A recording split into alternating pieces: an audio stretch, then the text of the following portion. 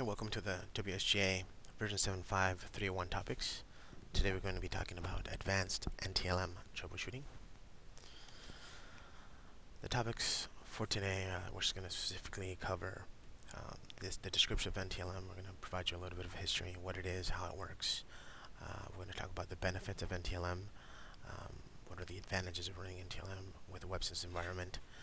We're going to cover which environments specifically are supported when running WebSense version 7.5, how to get NTLM successfully deployed, specifically with newer operating systems in Active Directory 2008. We're going to run through some examples. We're going to specifically deploy NTLM in an Active Directory 2008 environment. And finally, we're going to do some troubleshooting of NTLM, provide some tips and guidelines of what to do when NTLM isn't working properly. NTLM is essentially a protocol that was developed by Microsoft way back in the day of NT. It's been around for a long time. It stands for NT-LAN Manager. It's essentially a challenge response protocol that provides authentication to users. It can do so transparently or explicitly if it fails. The first version of NTLM, NTLM version 1, also called Legacy NTLM, is widely deployed for compatibility, and it's also what the WebSense Content Gateway uses to authenticate WebSense users trying to access web content through our software.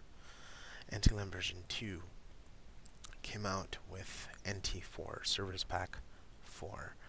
It's been around for over 18 years, and it's essentially a NTLM version 1 with a stronger cipher. They strengthened the cryptography on it. NTLM version 1 and version 2 both communicate over SMB. In the case of NTLM version 2, when secure session is enabled, it communicates over secure SMB.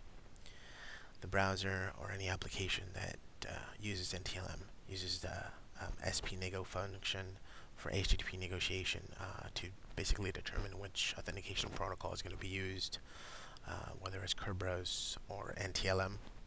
That's going to be important when we get into Active Directory 2008, as the NTLM SSP service that handled the authentication in previous versions has been deprecated, and there's new basically negotiation for authentication that causes some problems with the WebSense Content Gateway authentication for NTLM.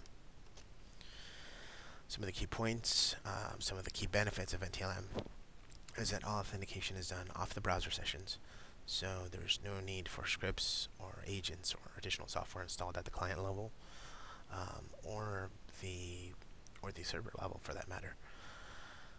It can authenticate with any operating system.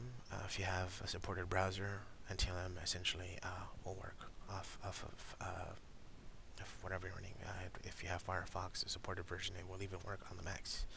For a full list of supported browsers, please take a look at the WebSense Content Gateway documentation available on our website.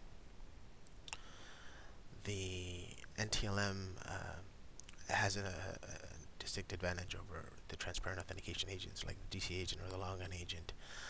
It is actually able to work with terminal servers and Citrix servers, or basically thin clients, since the authentication is done at the browser level. We're not so concerned about the specific IP like some of the other authentication methods that WebSense does. So it's a distinct advantage if you're running Citrix in your environment, for example.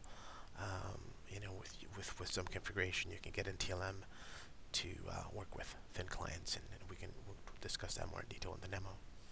NTLM works with explicit proxy authentication. If you take your pack file, put it on the browser, deploy it with global policy, or if you're using transparent authentication, whether it's WCCP or policy-based routing on your firewall. And as I mentioned earlier, it does not require additional XID agents installed anywhere.